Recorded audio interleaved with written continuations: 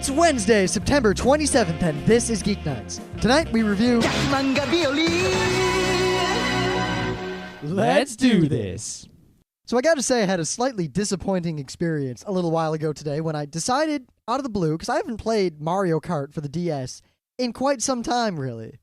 I mean, the game kind of played itself out, and I just didn't play it for a while. So I decided I wanted to get on the Nintendo, Wi-Fi network and own some punk-ass bitches. Yeah, I haven't used that Wi-Fi a lot lately. A lot of games that should have used it didn't use it, and a lot of games just haven't come out that use Wi-Fi that are good games. I think we're just going to have to wait for the Pokemon. That's when it's really going to get used constantly. Well, I got sick of Metroid pretty quick, and then this Mario Kart. All right, Mario Kart is probably my favorite game on the DS still, other than, Advance Wars DS and Castlevania DS. Anyway. Those other better DS games, yeah. Okay. Actually, I really like the game. The problem it's a good game. I went online, and for the life of me, I couldn't start a game. There was just no one playing. Well, we checked on the Nintendo website, and there were about 100 people playing. Yeah, 100. That's not enough. I know, but the thing is, if they had a better matchup system, it should theoretically take 100 people and make 25 games with 4 people because each. You realize that what happens is not that there were 100 people on at the same time. 100 means that over the course of that hour, 100 people logged on, probably tried to play a game for like a minute or two, and then gave up. Because if I don't get a game in a minute or two, I just give up, because obviously it's not going to happen. Yeah, it's kind of weird, because I'm used to playing games online, on Steam. Even if you try to play a less popular game like Ricochet, there's a server with some people on it, and the people can clump together. When they have this sort of automatic system where the I think the difference here is more that with those games, the server, people can come and go, and it doesn't disrupt the game at all. You can't just come and go in a set of Mario Kart matches. I know. I can understand why they have their game matchup system this way, but now we're seeing, the true effect of that is that Wi-Fi play of a game dies out because people can't get games set up, even when there are a bunch of people playing. So, granted, I know a lot of people would still use it, but they'll use it with their friends, on a weekend, which we keep saying we'll do. We just never have freaking time to do it. Yep. Someday, I will own some punk-ass Geeknights bitches. Anyway, yeah, we got some news. Yeah, so a lot of people have been yelling about fan subs and digital anime sales and all that lately. Yep, Anime World Order recently did a big thing. They were talking about, how do you deal with the piracy problem? Yeah, they were responding to some listener email, and that listener didn't know shit. Yeah. But anyway. we were going to send them a feedback about that. And then as we talked about what we would say, we realized that we would have basically made an entire episode of Geek Night. So we're going to do a whole episode about anime distribution in the U.S. Yeah, probably in sometime in the future. But anyway, ADV has put out a new service called ADV Universe. It's an unpackaged media download service. Basically what this means is you pay ADV money, and they let you download anime. Now, here's the details. They've got a whole bunch of series, including Gilgamesh, Area 88, Princess Tutu, that are $5 an episode. And they've got a movie and an OAV that are available for $20 for the whole OAV or the whole movie. They've also got a free, you can get Guyver, the bio-boosted shitfest, for free. Yeah, you can watch the Guyver for free. The Guyver's not the worst anime ever. No, that title is reserved solely for... It's better than MD Geist, I must say. MD Geist provided a lot of entertainment. The Guyver entertained me. Back in the day. What the hell's wrong with you? Not now. Now it's crap. But back in the day, I kind of like, I hadn't seen too many shows with a guy wearing armor, so... So a guy wearing armor was enough in those days. Nowadays, not so much. At least with MD Geist, you have a football uniform. This is just some armor. The Guyver is actually a cool armor. It's a bio-boosted armor. How can you... anyway. It's no match for a Rust Hurricane. Yes. Now, here's what I got to say about this particular service. Number 1, it's dubs only, it seems. Number 2, it's only available in the U.S., so there's no, reimportation to Japan. You're actually buying it. When you paying the $5, you get it. It's not a rental like some other services are, like some of those unlimited music services. But there's DRM. They don't say what the DRM will be? They don't say the DRM is, but there's DRM. Now, here's the thing. Even with the DRM, this is going to fail because it's $5 an episode. $5 an episode means $20 for 4 episodes. Guess what? No one buys DVDs for $20. Everyone buys their DVDs for less than that. No one's going to pay for less than a DVD for $20. Yep, especially when you get a DRM encumbered thing with no goodies and no physical media. Yeah. I mean, Anime World Order hit on a lot of this. So, one, we're not going to play their promo just because I really don't like podcast promos in general, but you should go listen to Anime World Order. AnimeWorldOrder.com. Yeah, we like them. Yeah. But they were talking a lot about this, and the one thing they hit on is the collector mentality, which, in my opinion, is very rapidly dying in terms of anime DVD collecting. Yeah, we need to do a whole episode on the collector mentality. Yeah, but the thing is, you can't ignore it, and the fact that they're charging the same amount for something that gives you less. I mean, to quote Lord of Pie, who posted in the forums on the Anime News Network about this, quote, $5 freaking an episode and it's still dub only? Are you guys insane? Yeah, I mean, if they were charging $2 an episode, $2.50, then it would be cool because you're paying less. You're paying $10 for, 4 episodes, which is less than what a DVD costs. You're getting less than what a DVD offers, and you're paying less. It makes sense. You're getting a DRM encumbered file with no subtitle track. But if you're getting less than what a DVD offers and paying more than what a DVD costs, no one's going to use this who has half a brain except to watch the guy for free. Now, I actually agree with one of the people who wrote or said or spoke or something into Anime World Order about what if there were a Napster-like service where you had unlimited access to all the anime someone put out for a monthly fee. That would be cool. Download and watch. Now, Clarissa really poo-pooed it, and while her critique of that idea was valid, it was valid from her perspective as a fan. And I would just like to note that Scott and I think there are a lot of anime fans like us, Netflix is the single primary reason we don't buy anime anymore. Well, I mean, we do buy anime when there's a crazy deal or when it's a really good show. We don't buy anime the way we used to. There was a time when if I wanted to see a show, I'd plunk down $20, $25 to buy the first DVD to see if I liked it. Or if I wanted to watch a show, I'd wait until I saw that anime on sale and I'd buy the box set.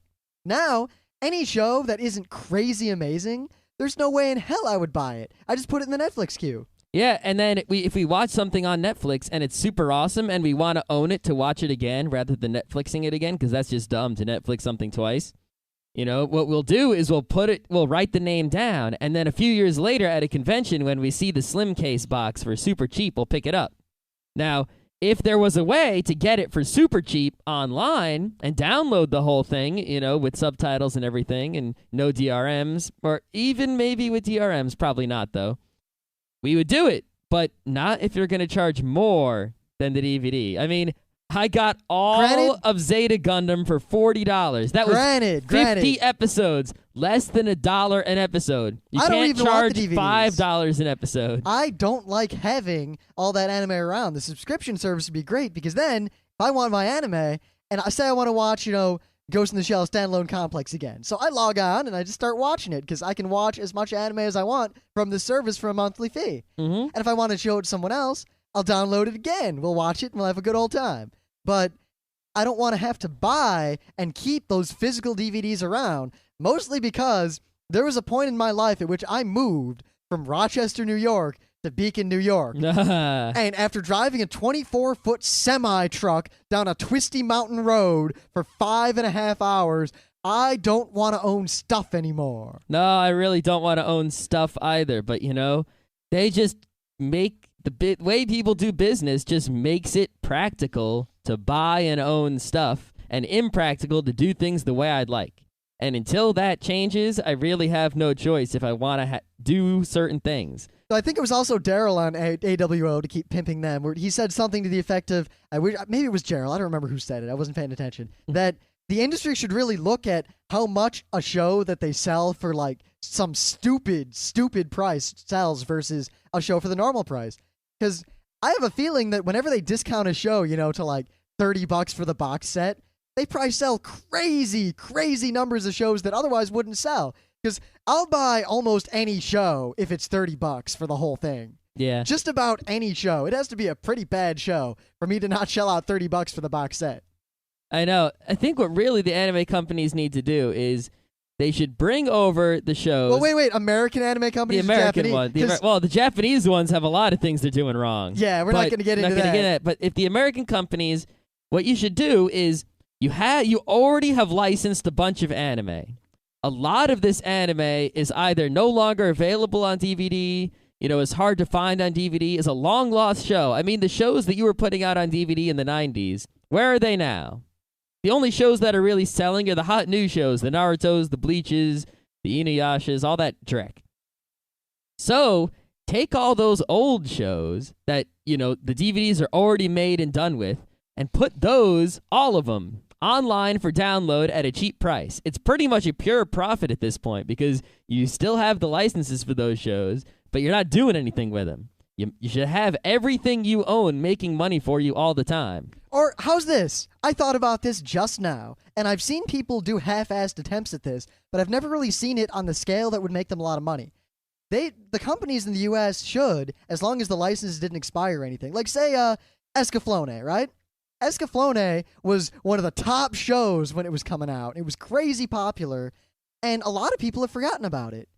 What if they took Escaflowne, they made, the thin pack, not even a collector set, just a cheap thin pack, they mass-produced it again, they put it all out over the market, and they coupled it with a huge advertising campaign about, this is classic, awesome, freaking anime. You don't even need to do that. Just going to go to make a limited run, bring it to all the conventions and sell it. And, you're really because you've already paid for the license and you've already made the profit on the show long ago. The only cost is the printing and the press, of the boxes and the DVDs and the cases and all that jazz. And the mastering of the DVDs, and you could just use the old DVDs, whatever. Just print up a whole mess of them and sell them at some stupid price like $50 for a whole show or $40 for a whole show, and you'll rake it in. I mean, if that guy's selling anime for $5 a DVD is profiting, then you got to be profiting if you're selling them at like $10 a DVD. Plus, like in the case of an old good classic like Escaflowne, you've already paid for the license. You've already paid for all the work except reprinting it. Yeah. And I'm sure shows like that would sell, especially because, there are a lot of people who get into anime on, the Inuyasha and whatever crap is on right now. Because it seems like the stuff that's popular right now in America among new anime fans is kind of crap, though I'm definitely going to temper that with the fact that I liked a lot of crap when I first got into anime. I sure did. I liked a lot of crap. I just said I like the Guyver. Yeah? I can't be friends with you anymore. All right. That's just... I think we should move on to another news. Yeah, my news really isn't related to anime at all. I'll just skip it. Oh, okay. Because I want to keep talking about this. Okay. But really, I mean, a show like that, it'd be really easy to make it popular again. And all these people who, they're just on the verge of transitioning from watching the crap to watching the good stuff. In my mind, at least, in our, cultured minds, the quote-unquote good stuff. And if there were, like, signature series, classic series, gold series, like, here's the old anime that was crazy awesome and popular in the 90s. This is the stuff that the people who are older than you watching anime watched back when they were your age. I think some sort of ad campaign like that, definitely stressing that this is the real stuff. This is the good stuff. All that other stuff just got you to this point where you can see this stuff. Yeah. I really think they could make a lot of money, and I wish I was in charge of... Maybe I should start an anime company. You'd have to collect all the licenses that the current anime companies aren't using and then try to sell them. Yeah, or I wonder if I could just get a job with some anime company and then convince them to do this. Maybe. I'm pretty sure it would work. I'm almost certain. I would bet a significant amount of money on it. Of course, I don't have any money to bet, so... Yeah. I'll put all the money I've got in my pockets right now toward this. I will too.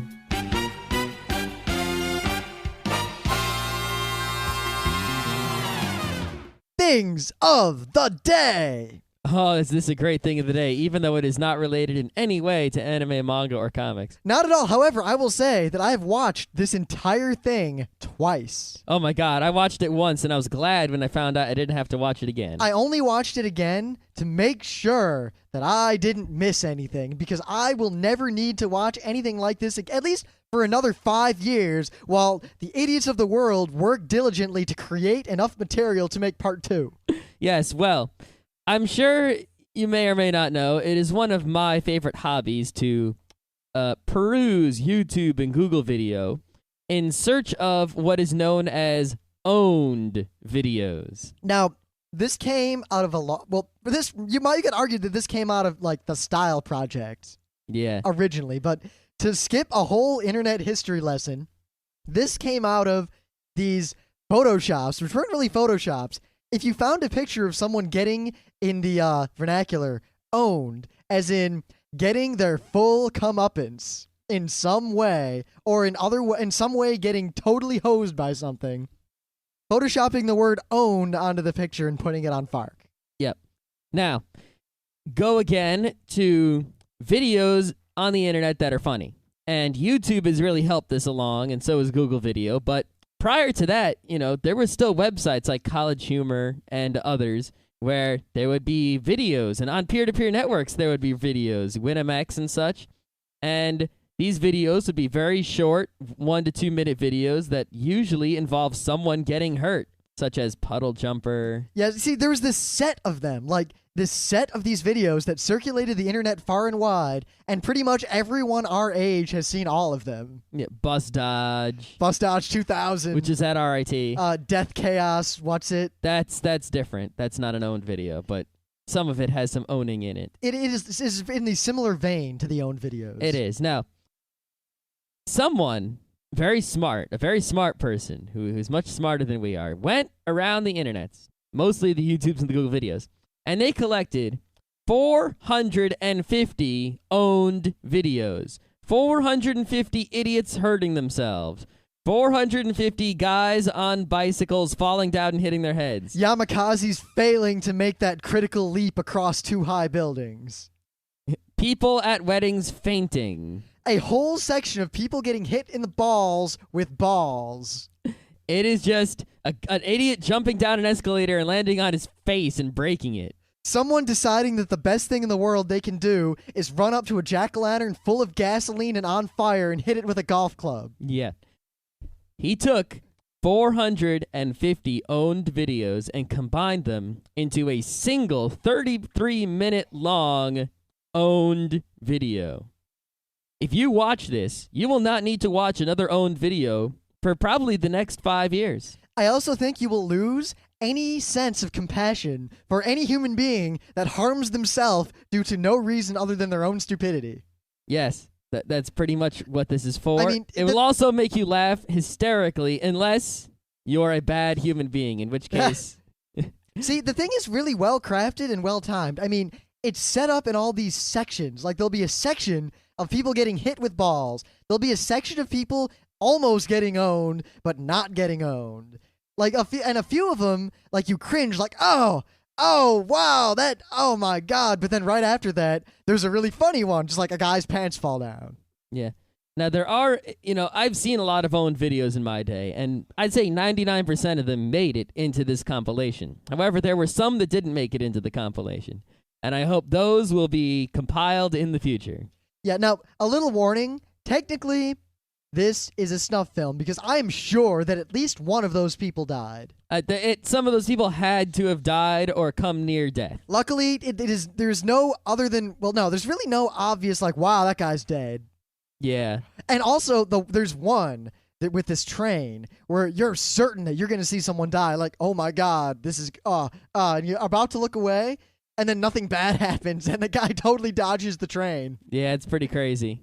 Pretty crazy. But all this is a video of people doing stupid shit in some way or another and getting hurt. Usually getting hurt. Sometimes they barely escape pain. See, now, I wouldn't enjoy a video like this at all, except for the fact that most of the people involved, it's not like these are people who are just innocent, normal guys getting hurt seriously. It is innocent people getting hurt in minor and funny ways. Yeah, I mean, or stupid people harming themselves horribly.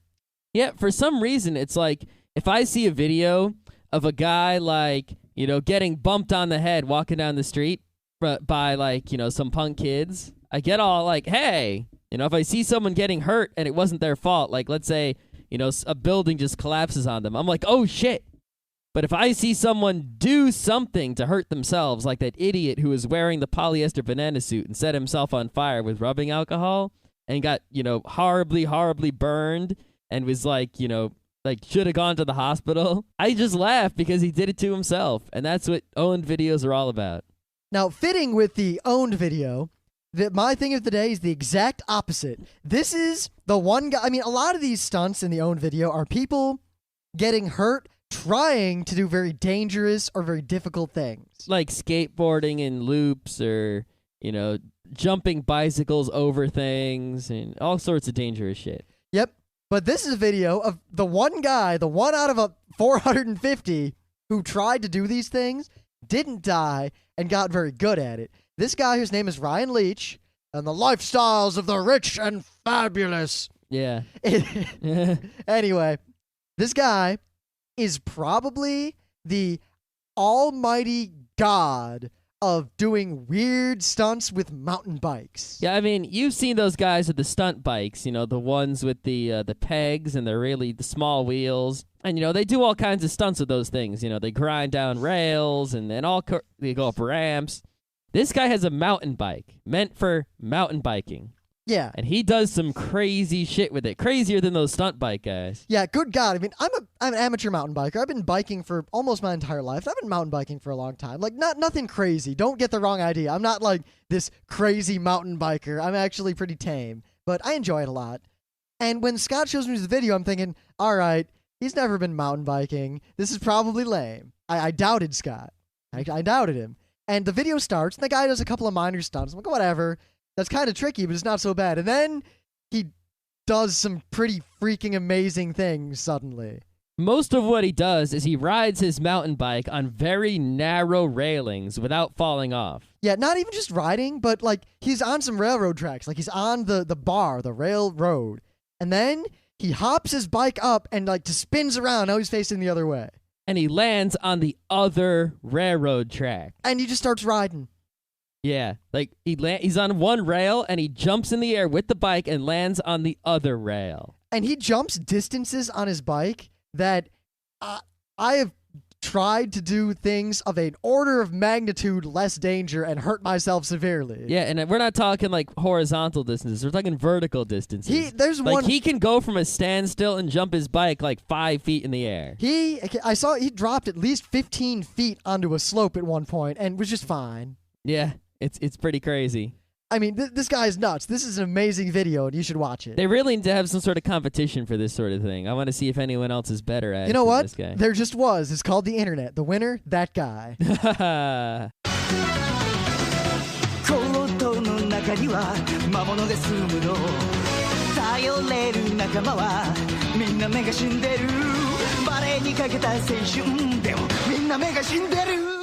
Gag Manga Biyori. So, in case you didn't catch what we've decided to talk about today,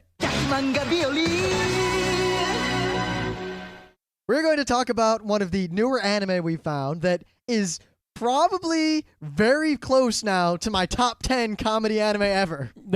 Well, it's actually not that new. Isn't it from like 2005? 1990. Oh, no, I'm looking at the guy. I'm not looking at the show. Never mind. Yeah, it's from 2005. Yeah, it's a fairly recent anime, but I love it. Oh, but December of 2005. It's freaking hilarious. No, February. Whatever. It doesn't matter. The show is called Gag Manga Biyori. Yeah, it's also known as Masuda Kosuke Theater because the guy who created it is Masuda Kosuke. Yep, that was directed by Akitaro Daichi. Akitaro Daichi is actually a pretty hot director. I think he directed Fruits Basket, and he did a whole bunch of things I've never heard of. Jubei-chan, he was the director of screenplay, he was the director story. of Kodocha. Yep. A whole bunch of other stuff I never heard of. Oh God, he did storyboards for Tenchi Universe. He was the cameraman on Grave of the Fireflies. Hey, he did storyboards for an episode of Mushishi. He directed Elf Princess Rain. We got to review that fucker. We sure do. All right. So he's directed some other crazy, crazy anime. I got to say, this guy... He's the director and original creator of Now and Then, Here and There. Wow. Yeah, I wouldn't expect that Whoa. Well, wait a minute. Now, if any of you out there have seen both Elf Princess Rain and Now and Then, Here and There, would you have ever, in a billion years, thought that the same guy directed both of them? Not ever. I mean, to put it very, very simply... Hell, you couldn't have told me the same guy directed Fruits Basket and Gag Manga Biyori. Elf Princess Rain is a show that is... I can't describe. It's just beyond silly. It makes... I'm so cool. I'm so smart. I'm so cool. I'm so smart. Yeah. But that show makes Excel Saga look like a serious tragedy. It sure does. And yet, Now and Then, Here and There is nothing more than children being raped and ravaged by the horrors of war with absolutely no possible redemption. Yep, that's what that is. So that's who made Gag Manga Biyori. Now, what is Gag Manga Biyori? Well, it's an episodic show. Some of the episodes carry into others, but not much. And they're very short episodes. You know, and the opener and the closer combined are usually as long as the episode itself. I mean, this show's like 5 minutes long. And it's basically a wacky, wacky comedy. You know, now, in terms of wacky, wacky comedy, it's actually, as Emily told us, and we then did a little research on our own, it is a very specific type of Japanese comedy. Yes. In Japan, there is a type of comedy called manzai. Now, it's had different names over the years and different kanji and all this stuff, but don't worry about that. Yeah. Basically, what manzai is, at its core, is a style of comedy in which there is a duo, two people. One of them is the straight man, and one of them is the goofy guy, just like, you know, Abbott and Costello and all those old school American comedy teams. And it's the Tsukomi and the Bokeh. Yes, the Bokeh is the funny guy, and the Tsukomi is the straight man. Now, the typical humor generally is along the lines of the funny guy says something stupid. He's usually forgetful or slow or just dumb or weird or insane and just says things that don't make sense or things that are dumb. And the straight man just basically yells at him like, wow, you're stupid. You're the stupidest man I've ever met. Oh my God, how could anyone be as stupid as you? And interrupts him and hits him over the head. Yeah. Now, in Azumanga Daioh, you might remember these scenes where Tomo-chan would, you know, hit or, you know, slightly slap Osaka and then say something like, what the hell? Or, nande. Nandere. Yeah. They were making fun of manzai comedy because manzai comedy has been associated with Osaka. In fact, to quote probably the least credible source in the world from Wikipedia here, quote, in recent times, manzai has often been associated with the Osaka region, and manzai comedians often speak with a Kansai dialect during their acts. Right. So what Tomo-chan is doing, the joke is that, you know, because Osaka is from Osaka, she's trying to do this manzai act, you know, to show that, you know, she's more manzai funny than Osaka is, I guess. And that's why it's not funny to us, and you go, what the hell? What the hell? But, I mean, if you haven't seen these shows, it might sound like it's stupid. But if you haven't seen Abbott and Costello, it sounds like the stupidest thing ever.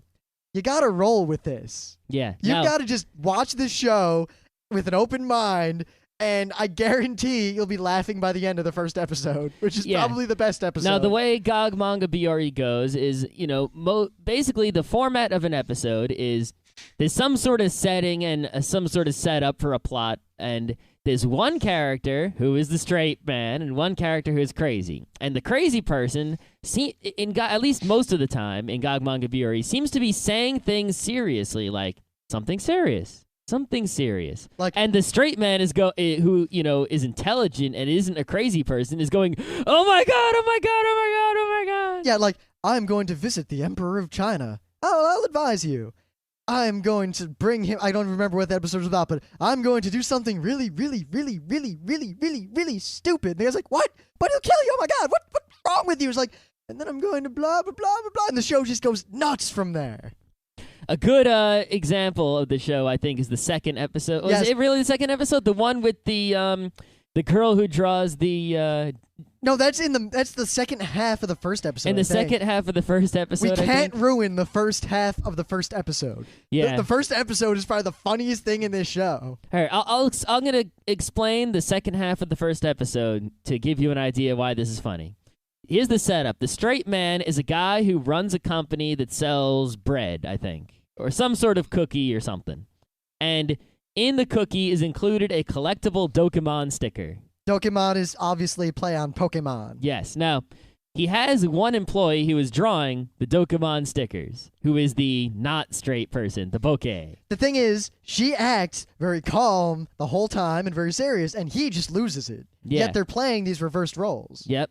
So she says something like, he's like, why, look at this Takeru-kun that you drew. Takeru-kun is like the Ash Ketchum, and he's like, look at the one in the anime. Why aren't they the same? And he says, how come you haven't drawn any monsters? The monsters are what kids like in Dokemon. Why are all the stickers Takeru-kun? And she's like, Takeru-kun is the only one in my Dokemon world. And then she says it perfectly seriously, and he's like, "Oh my God, how am I supposed to sell bread with all these stickers? Oh my God!" Like she starts going, like she's saying crazy things. She's like the epitome of scary fanfic writing fangirl crazy person. Mm-hmm. But she's saying it in this. Takeru-kun is the only person in my Dokemon world. I don't like any of the monsters in Dokemon. Blah, blah, blah, blah, Look, blah. when I tried to draw the monsters, they're not very lively. And you got a picture of like a chicken cooking over a fire. Yeah, like she's drawing the dragon from the show dead, cooking over a fire. And the guy's just like, what? You're insane! Blah, blah, blah, blah, blah, blah. Yeah. Now, again, it might not sound that funny with us describing it. There is no way I can express to you how hilarious the show is, because it's kind of like trying to describe a joke without telling the joke. Exactly. Now, in future episodes, there's a lot of stuff that kind of plays on Japanese history and old Japanese stories a little bit. Yes, the one I really like to talk about is everyone remembers when, Perry and the black ships coming and opening up Japan. Mm-hmm. But there was another man sent somewhat later named Harris. Yeah, no one really remembers Harris. Well, Emily remembered Harris, but she knows a lot about Japan. Yeah, and I heard his name maybe once before watching this show. But people in Japan know who Harris is because they learn about him in history class. So Harris is there, and he's talking about how he wants to be known in Japan. He wants to make his mark like Perry did. And he has this Japanese guy with him as the advisor. And it gets to the point where he's like, I know how I'll be remembered. And he opens this notebook, and he's drawn this Geiger-esque, horrid, like, monstrosity of a monster train. Like, it's got this Medusa face on, like this fucked up thing. And he's very calmly, he's like, I will build this, and I will ride about in Japan, and blah, blah, blah, blah, blah, blah, blah, and then people will remember me. I will have a legacy. And the Japanese guy is like, what? That's crazy. What's wrong with you? This is insane. You can't build that. And then he pulls the book down, and there's a window behind the book, and he's already built the thing, and it's sitting out there in all of its horrid glory, ready to go. And then it just gets crazier from there. I think that's actually the second episode with Harris. In the first episode with Harris, he's like, I know, I'll run around naked. And he runs around naked. Yeah, he's like, I know, I'll eat some dirt. That'll make the Japanese notice me. And the guy's like, they're noticing you, but they just think you're insane. What the hell's wrong with you? I should just kill myself. Oh, my God. Yeah. It's a bunch of jokes just like that. And it's just crazy stuff happens, which is funny. And then the one normal guy watching the crazy stuff happens reacts in a funny way, and it's funny again. And any one of these jokes would get old if, you tried to carry them on for a long time. But since each episode is maybe 5 minutes, and some of the jokes only go for half an episode, it gets funny, and then as soon as the joke runs out, show's over. Watch the next episode. Yep, like the first episode, because I really can't ruin or even talk about what goes on in the first episode. With the stickers. I hope I'm not hyping it up too much, but I couldn't breathe laughing, but because like a little funny thing happens, and a weird thing happens, and a funny thing happens, and as you're watching, like you're kind of chuckling a little bit, like, and with every few seconds, as some more things happen, the laughter grows, and like the feeling of humor in your gut grows and grows and grows and grows and grows. And then it tapers off at the end. The guy's walking out to his car. It's the end of the episode. And then at the very end, the very last thing that happens is like the little boy pulling his finger out of the dike and the dam collapses and you just lose it. Yeah, another thing you had to know about this show is that the pacing is very fast. I mean, they talk like this. They just keep talking as fast and fast and fast as possible, and you can almost barely understand what they're saying. If there weren't for subtitles, I wouldn't even be able to deal with it at all. Yeah, well, I mean, if we knew Japanese, we'd probably be okay. Because it's like the Micro Machines guy. We can understand what he's saying. But barely. Yeah, the subtitles are going to disappear pretty quick. If you want to get everything you can out of an episode, you're probably going to need to watch it twice, unless you're just really good at reading subtitles and looking at the pictures. Because there's a lot of also subtle jokes that are hidden without the episode that you have to be quick about. Like in the very first episode, it like pans across this room with 4 characters, and their names are written in very small subtitles, like, someone the bear eater or something like that. Yeah, no, these are all like marketing executives in a company. And one guy's like John the human computer and Jake the chain wielder. And if you don't look closely, you're not going to see the joke that, hey, that guy's name is chain wielder. Or even listening to what they're saying. I mean, in the Harris episode, he's built this monstrosity, and they're about to take it out across Japan in a reign of terror. And the guy's like, I'm going to sit in the control booth with blah, blah, blah, blah, blah, in a comfortable leather chair. You will sit on this platform and the bottom of the machine that will be moving up and down incredibly fast to the point that it will probably kill you. And the guy's like, what? But that's just crazy. Why does my seat have to move up and down? And the guy's like, well, obviously because it's attached to the wheel. But then he goes on and he talks about how there are only 2 options. Now, this is just like a throwaway. There are only 2 options in the control booth. The first option is bomb the wrong place. The other option is self-destruct. Why would you make those buttons? Why would you make... And then, now, I hope that's not just an error in the translation, but I don't think it was because Emily watched the episode with us. Mm-hmm. But bomb the wrong place. Yeah. What kind of mind thinks of a joke like that? That is someone who's making fun of the U.S. who makes devices that has a button that says bomb the wrong place. I don't know if he was making fun of the U.S. or if he's just insane. I don't know, but it's hilarious. I mean, it is a gag manga. It's not meant to be serious. It's just wacky, wacky, wacky. Now, I would also like to say that, I like the opening song. I really like it. I like it too. But the closing song, you'll be laughing. It's priceless.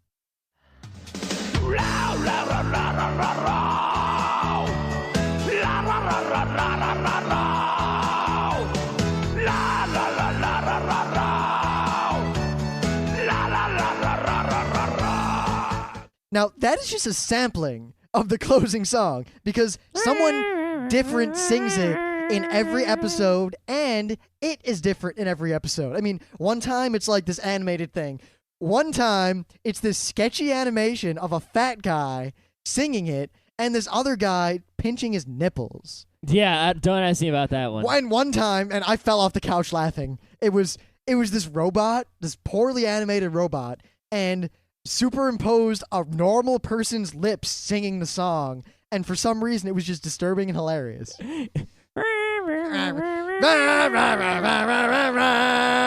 Yeah, it's just a different voice making that series of noises every time. And in a very short show where the opener and the closer take up a significant portion of the time in the episode, it's good to see that the closer is actually worth watching. The opener you can watch once and it'll be okay, even though it's a crazy opener. Yeah, some shows are like that and some shows aren't. Like Wolf's Rain or Evangelion, the openers were just useless. Absolutely useless. Yeah, you've seen him once, you've seen him the whole show, you're done. It's a naked Ray and she's spinning while someone sings Fly Me to the Moon. That's fantastic. At least in Gundam Seed, the opener changes, so you have to watch all the different openers and closers, but you still only need to watch them once. In Gag Manga Biyori, you can watch every closer is different. You can, at the end of every show, you stay for the closer.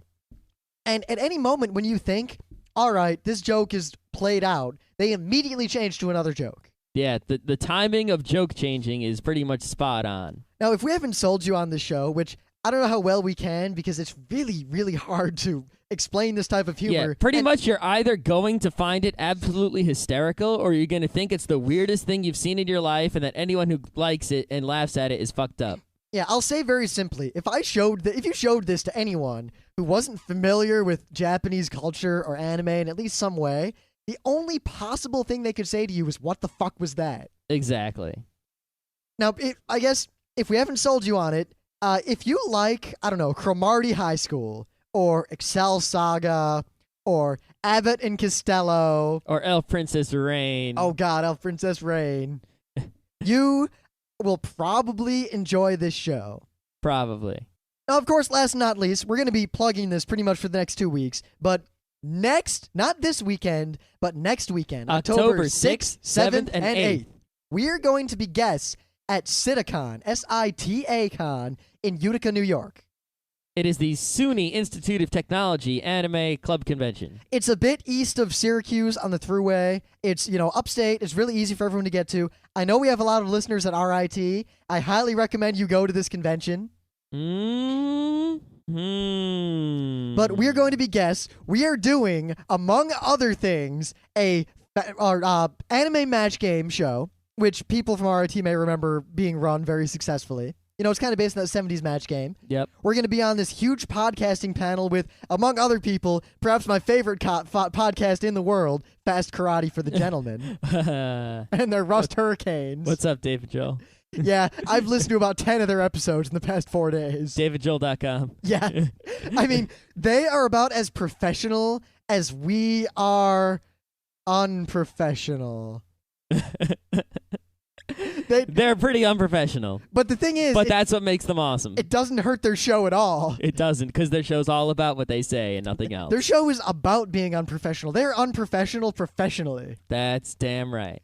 But and a whole bunch of other people. I don't even remember who all we're going to be with. Entertainment System, the band that's awesome. Martin Lung, the video game pianist. One half of the Ninja Consultants. Aaron from the Weekly Anime Review podcast. The Night Shift podcast. Yeah, Happy House of Hentai. Happy House of Hentai. And, I don't know them. I don't know if they're good people or not, but I'm not about to listen to a hentai podcast. Sorry. Yeah, unless it might be funny. It might have nothing to do with hentai. That is a possibility. I'll have to investigate. I mean, Dave and Joel have nothing to do with karate or gentlemen. Oh, they have much to do with gentlemen. You are quite mistaken. Anyway, we're also going to be doing, a Geeknights meet and greet panel, which will be interesting because I don't know how many of our fans who already know us are going to be going to this con. So it might just be fans we pick up at the convention. It might just be us hanging out in a room going, woo! We're also doing a podcasting workshop. Yep. And we are going to be sitting on a Your Favorite Anime Sucks or something to that effect panel. Yeah, we got to see how that... I'm not 100% sure about that, but yeah, we're probably... We're probably going to be doing something hilarious with Dave and Joel. Yeah, and maybe someone else, I don't know. I haven't gotten the full details on everything yet, so we're giving you the unfinished details. What's it called? The rough... What's the word for not 100% sure yet? 95% sure. No, preliminary... Yeah, preliminary works. What's the one that most people use, though? Tentative? Tentative? There's another word that's a synonym that I'm missing. You've come up with plenty of words. I know, but there's one synonym that's the one I'm looking for. Well, you haven't given me enough to give you a synonym that'll probably work. The projected plan? No. The, Hold on, I'm getting to the website. Hold on. What website? All right, we're not gonna... Way to go. Yep. If it weren't for the fact that we'd be stealing, there'd be a thought bird right about there. There would be. Wow, today is just the Anime World Order and Fast Karate for the Gentlemen episode of Geeknights. Yeah, we might as well just let them do our stupid show. What do we need us for? Well, I'll say one. Both of you out there, you two podcasting duo trios, I don't want to leave Clarissa out, should watch Gag Manga. I like Manga. how Clarissa is assumed to be the one left out when it's a duo. Because Clarissa's always the voice of reason. I know. I mean, I often disagree with her, but she's always the reasonable one whenever Gerald and Daryl go off on a rant. That's right. If you put her on Fast Karate, I don't know what would happen. Oh, God. I think someone would die, and I don't think it would be her. It doesn't matter. It wouldn't work because it's a show for gentlemen, and she's a gentlewoman. But regardless, go to SITACon. It's a first-year convention. This is the first time they've done it, and it's a 3-day thing. I really wanted to succeed because the only other big, good con up there at all in upstate New York right now is ToraCon, which is only a 1-day shindig. Yeah, and they're paying our way for, the hotel and our gas and stuff, so if you go and buy a badge, you're actually paying for our hotel room indirectly, sorta, so help them out. Yeah, plus, I mean, meeting us in person, I have to say that all the fans we've met so far have been really cool. Yeah, so if you're really cool, you'll come see us in Utica, New York. Because I got to say, hanging out with the front row crew, the only thing better than that is a Rust Hurricane. Oh, shit.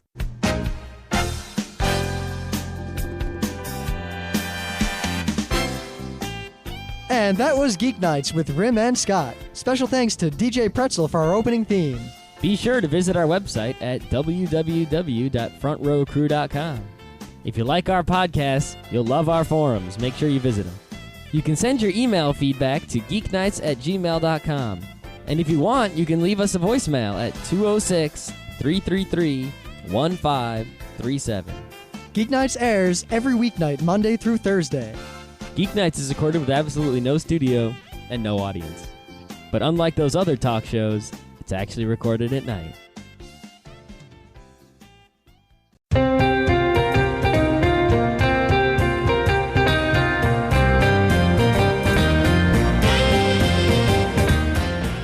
It's Wednesday, September 27th, and this is Geeknights. Tonight we review Gag Manga Biyori.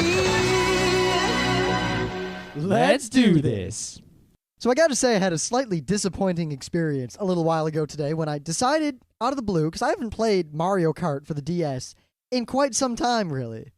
I mean, the game kind of played itself out, and I just didn't play it for a while. So I decided I wanted to get on the Nintendo, Wi-Fi network and own some punk-ass bitches.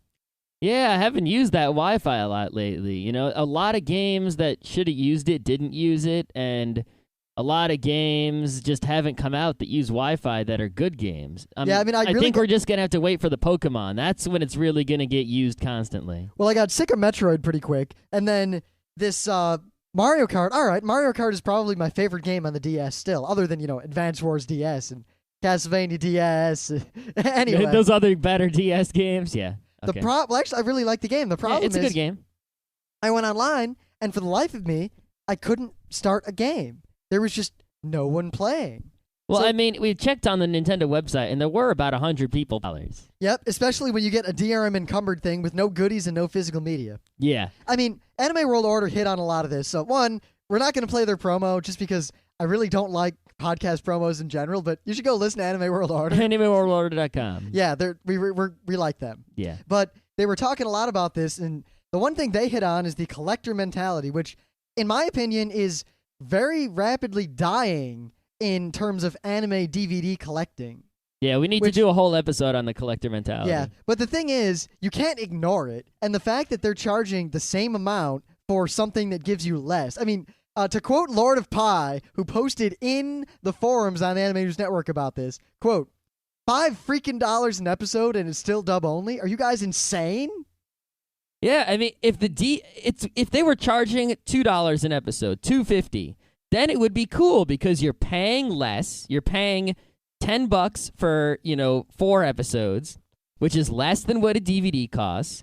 You're getting less than what a DVD offers, and you're paying less. It makes sense. You're getting a DRM encumbered file with no subtitle track. But if you're getting less than what a DVD offers and paying more than what a DVD costs, no one's going to use this who has half a brain playing. Yeah, 100. That's not enough. I know, but the thing is, if they had a better matchup system, it should theoretically take 100 people and make 25 games with 4 people because each. You realize that what happens is not that there were 100 people on at the same time. 100 means that over the course of that hour, 100 people logged on, probably tried to play a game for like a minute or two and then gave up. Because if I don't get a game in a minute or two, I just give up because obviously it's not going to happen. Yeah, it's kind of weird because I'm used to playing games online, on Steam. Even if you try to play a less popular game like Ricochet, there's a server with some people on it, and the people can clump together. When they have this sort of automatic system where I think the difference here is more that with those games, the server, people can come and go, and it doesn't disrupt the game at all. You can't just come and go in a set of Mario Kart matches. I know. I can understand why they have their game matchup system this way, but now we're seeing, the true effect of that is that Wi-Fi play of a game dies out because people can't get games set up, even when there are a bunch of people playing. So, granted, I know a lot of people would still use it, but they'll use it with their friends, on a weekend, which we keep saying we'll do. We just never have the freaking time to do it. Yep. Someday I will own some punk-ass Geeknights bitches. It's better than MD Geist, I must say. You know, MD Geist provided a lot of entertainment. You know, the Guyver entertained me. What? Back in the day. What the hell's wrong with you? Not now. Now it's crap. But back in the day, I kind of like, I hadn't seen too many shows with a guy wearing armor. So It was. so a guy wearing armor was enough in those days. Nowadays, not so much. At least with MD Geist, you have a football uniform. This is just some armor. The Guyver is actually a cool armor. It's a bio-boosted armor. How can you... anyway. It's no match for a Rust Hurricane. Yes. Now, here's what I got to say about this particular service. Number one, it's dubs only, it seems. Number two, it's only available in the U.S., so there's no, what's it called, reimportation to Japan. You're actually buying it. When you're paying the $5, you get it. It's not a rental like some other services are, like some of those unlimited music services. But there's DRM. They don't say what the DRM will be. They don't say the DRM is, but there's DRM. Now, here's the thing. Even with the DRM, this is going to fail because it's $5 an episode. $5 an episode means $20 for 4 episodes. Guess what? No one buys DVDs for $20. Everyone buys their DVDs for less than that. No one's going to pay for less than a DVD for $20. Anyway, yeah, we got some news. Yeah, so a lot of people have been yelling about fan subs and digital anime sales and all that lately. Yep, Anime World Order recently did a big thing. They were talking about, how do you deal with the piracy problem? Yeah, they were responding to some listener email, and that listener didn't know shit. Yeah. But anyway. we were going to send them a feedback about that. And then as we talked about what we would say, we realized that we would have basically made an entire episode of Geeknights. So we're going to do a whole episode about anime distribution in the U.S. Yeah, probably in sometime in the future. But anyway, ADV has put out a new service called ADV Universe. It's an unpackaged media download service. Basically what this means is you pay ADV money and they let you download anime. Now, here's the details. They've got a whole bunch of series, including Gilgamesh, Area 88, Princess Tutu, that are $5 an episode. And they've got a movie and an OAV that are available for $20. For the whole OAV or the whole movie. They've also got a free, you can get Guyver, the bio-boosted shitfest, for free. Yeah, you can watch the Guyver for free. The Guyver's not the worst anime ever. No, that title is reserved solely for